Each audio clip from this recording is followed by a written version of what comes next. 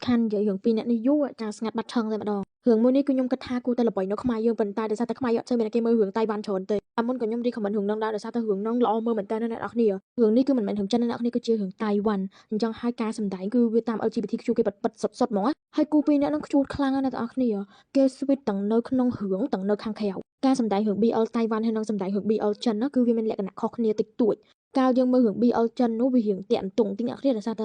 dương phay khai ta cái chạy dương mơผัวkhang nó cứ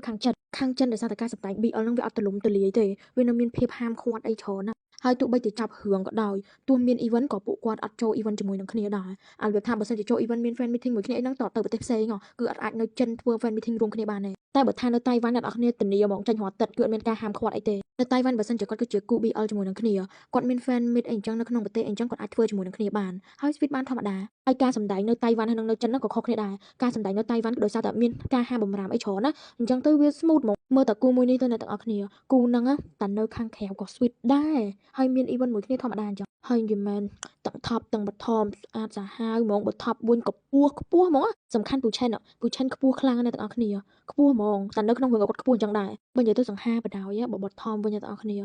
fit សាហាវហ្មងពីរអ្នកហ្នឹងឥឡូវងប់មែនតើនៅរឿង BL ចិនតៃវ៉ាន់ងប់មែនតើហ្មងងើក្បាលលេងរួចបដោយដោយសារតែអូអ្នកគ្នាតួស្អាតមធ្យមងុំរឿង VM សាច់រឿង plot twist វាលោ